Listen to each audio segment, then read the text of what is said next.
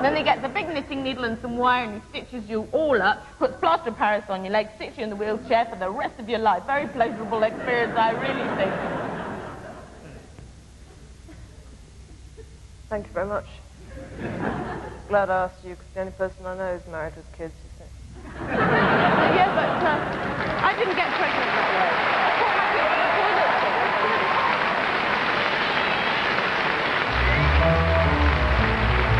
Yeah, French and Saunders.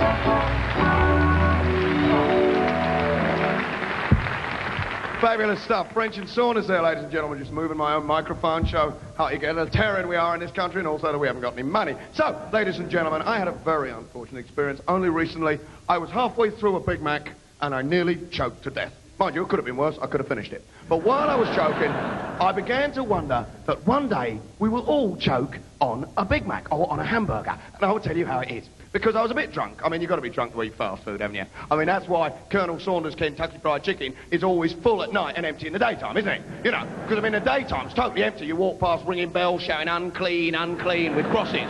You know, but after a few pints of lager down the pub, you reel out well drunk and think, oh, I could just do with a bit of rammy old gristle wrapped up in shit and deep fried. So anyway, I was a little bit drunk. I don't understand being drunk. I mean, you live in a strange parallel universe when you're drunk. A kind of different reverse values where good is bad and bad is good. What a great night me and the lads had last night, eh? It was fantastic. We could not walk. We couldn't talk. I mean, you get the same effect when you break your spine. Screw up your central nervous system. It's a lot cheaper and it lasts forever, lads. I don't understand booze. Why do we do it? I mean, I always get a hangover, and when you get a hangover, you get no sympathy. You've been poisoned, but you get no sympathy. Well, I've got no sympathy. You bring it on yourself. You never had to do it. You're a silly boy, or you did it yourself. You didn't have to do it. Well, what about the hang glider who breaks his or her legs jumping off a cliff? Does anyone force them to entrust their lives to a sheet of polythene? No, but they get plenty of sympathy when they hit the ground. Oh, you poor bloke, there you are, broke your legs. I'm saying, you stupid bugger, you should have been down the pub with me. I've got a headache, you can't fucking walk. So, ladies and gentlemen, the world changes without our knowledge, you know? Got to power along here, keeping a fine, tight ship for this show. The world changes without our knowledge. I mean, when I was young, I didn't drink, and then later on, I started to drink. My world just kind of shifts. Like, I can remember when a telephone looked like a telephone, right? I mean, if you heard a ringing in your sitting room, you knew you had to look for that big telephone-shaped lump of plastic, right? These days, it could be anything. I'm picking up the toaster, listening to the cats. I mean, you've got Mickey Mouse-shaped telephones, Snoopy-shaped telephones. I mean, a telephone is not a toy. It's a serious instrument. How do you take it seriously? You're trying to have a business conversation and you're chatting to Snoopy's dick. It's not going to work, is it? I mean, the world, the things that inhabit our world, useless. Those carpets that people have on top of their toilets. Little pink carpet on top of the toilet. What's that for? I must say, that looks flipping cosy. I was going to have a piss, but looking at that, I think I'll curl up with a good book, you know. I mean, why stop with a carpet? Why not put a couple of chairs on top of that, an occasional game? We're having dinner on top of the toilet today, Granny. Is that all right? I mean, everything is introduced to strangely pervert our pumpy toothpaste.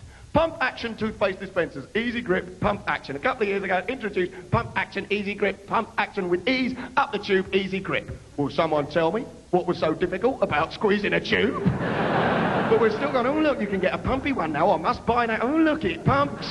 You buy your own for the first time, you can't wait to get to bed, get up the bathroom, have a pump, you know. Anyway, I was telling you about how we're all going to choke on a hamburger. Because basically, you know, when you're eating your fast food, you know, well, what's fast food about? Why was that introduced? I mean, why do we need fast food? Well, it's fucking horrible, but at least it's fast, you know. I mean, if it's got to be fast, if it's got to be speeding up, why don't they just flush it straight down the toilet, cut out the middleman? That'd speed things up a bit, wouldn't it? You go in your local Big Mac, Whopper, McBurger, hot dog, you know, flushes a couple of Big Mac and fries down the toilet, will you, John? Make it quick, got a bus to catch. He says, no can do.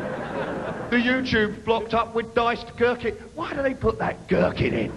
I mean, everyone hates it. Everyone has to lift the lid off and fish it out the mayonnaise and put it on the table and some other poor bastard puts her elbow in it. It says the YouTube's blocked up. We're only serving liquids. Have you seen a McDonald's version of a liquid? A triple thick shake? You need an industrial suction pump to get it up a straw. So people wander around with bleeding ear holes because they've been sucking too hard. Everybody sucks together. The windows of the shop cave in.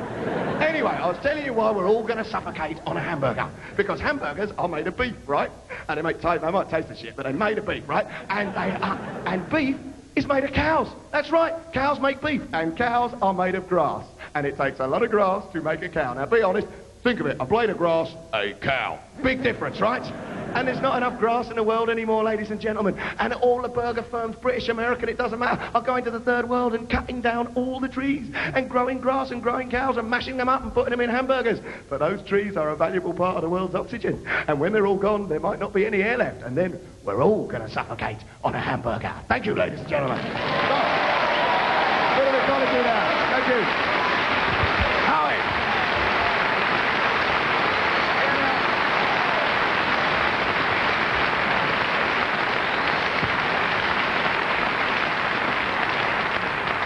I hate the sun. Okay. We got a special surprise. I would like to ask everybody to rise. We have a special guest here. I'd like to announce, ladies and gentlemen, Her Royal Majesty, the Queen of England, Margaret Thatcher.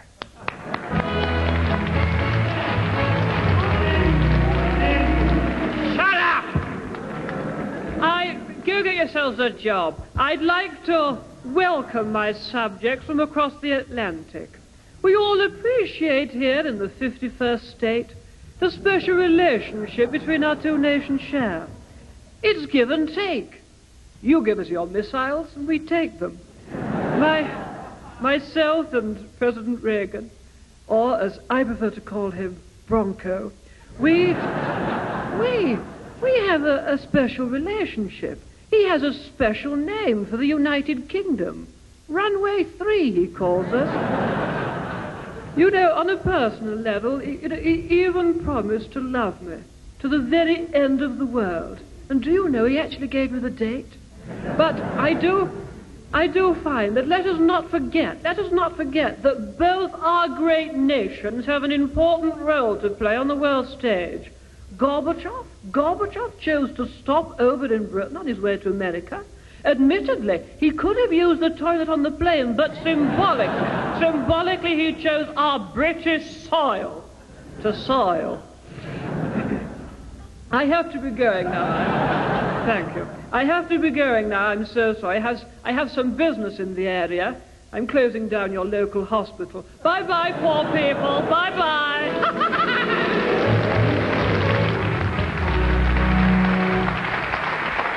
Splitting image.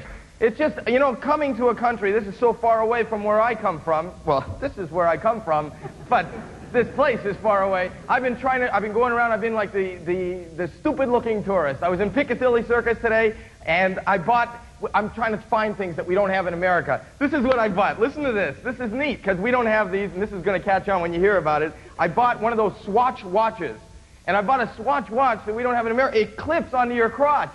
Oh, don't laugh. It's really neat. And the reason I like it is because it's a Swatch crotch watch.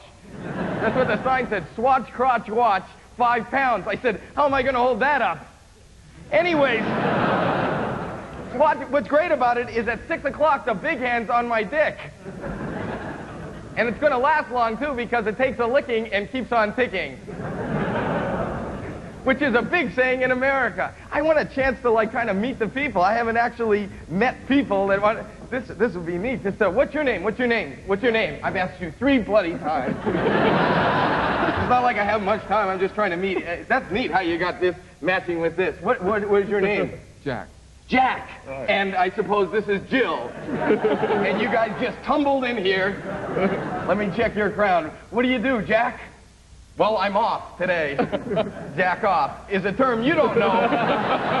Obviously, you do know. Jacking off is kind of an international thing. And that's good to see. What do you do, Jack? I'm a salesman. You're a salesman. And what do you sell? Greeting cards. Greeting cards to people with birthdays. I'm like a mind reader. What's your favorite little saying? Like a very British saying on a British greeting card. Happy birthday. Wow!